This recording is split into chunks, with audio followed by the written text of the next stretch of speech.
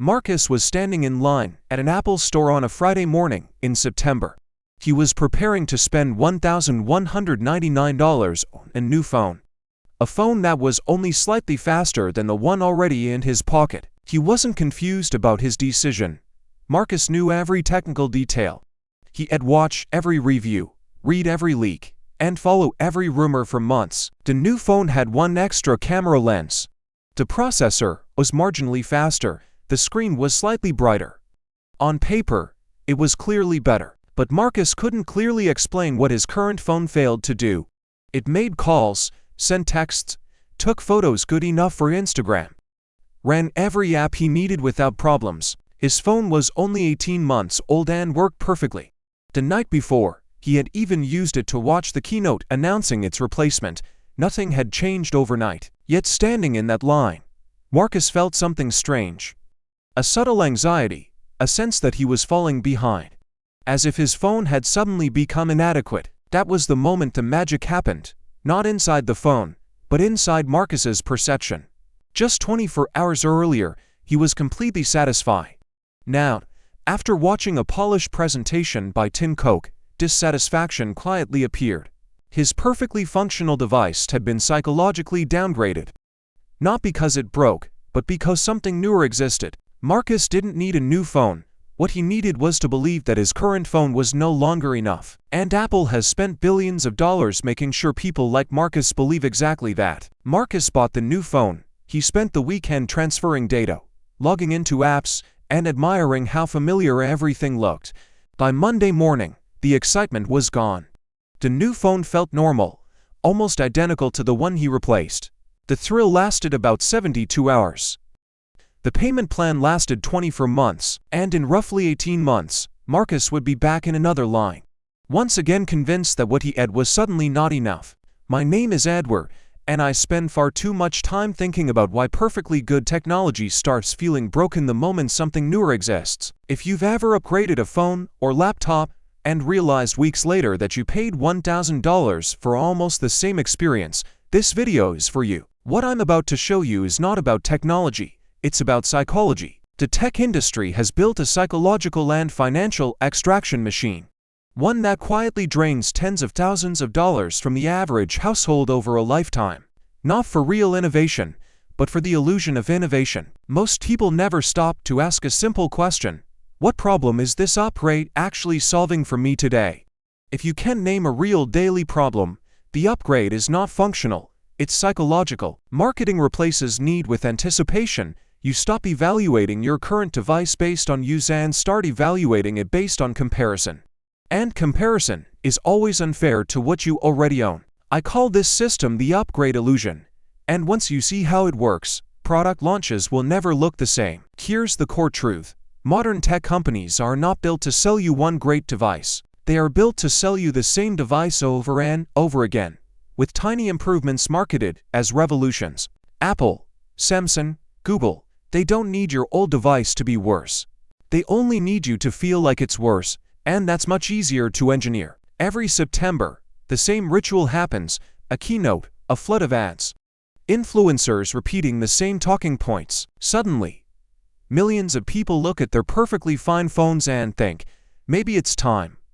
According to research, Americans upgrade their phones roughly every 2.8 years. That's despite the fact that modern smartphones can easily last 5 to 7 years with normal use. The average smartphone now costs over $850. Flagship models regularly cross the $1,000 mark. Over a 40-year adult life, this adds up to over $12,000 on phones alone.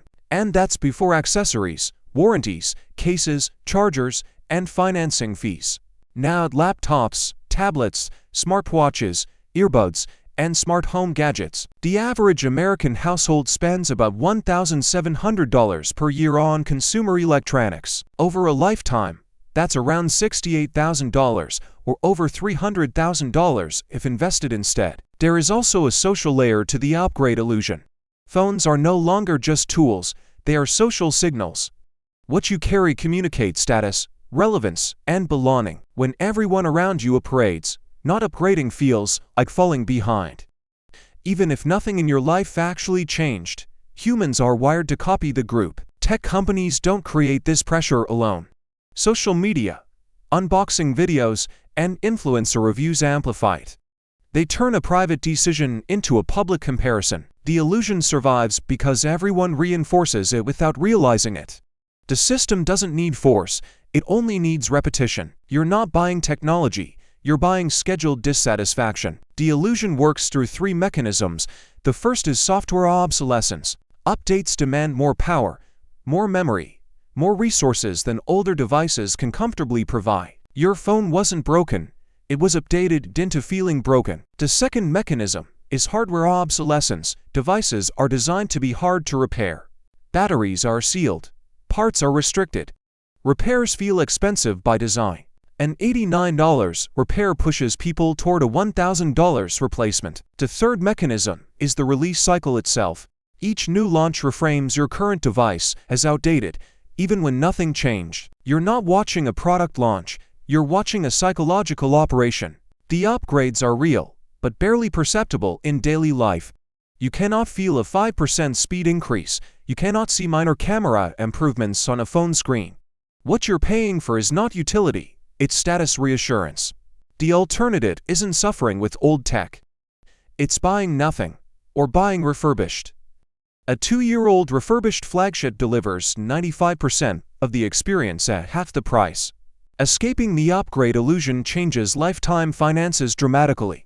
One person follows upgrade cycles, another delays and buys refurbished. The difference compounds into hundreds of thousands of dollars. And there's also an environmental cost. E-waste is exploding globally. Most emissions come from manufacturing, not usage. Once you slow down the upgrade cycle, something interesting happens. Your satisfaction level rises, because satisfaction comes from familiarity, not novelty. The longer you use a device, the more invisible it becomes. And that's a good thing. Tools should disappear into the background of your life. Constant upgrading keeps your attention on objects instead of outcomes. You think about devices instead of what you're actually creating or building. This is where the financial damage becomes invisible but massive. Small decisions repeated over decades reshape your entire financial future. Keeping devices longer is financially smart and environmentally responsible. The dissatisfaction you feel isn't natural, it's engineered. Your device didn't get worse, your perception did. You are not behind, you are being told you're behind. Unplug from the illusion, keep what works, invest the difference. If this changed how you see upgrades, hit like and subscribe. I'll see you in the next one.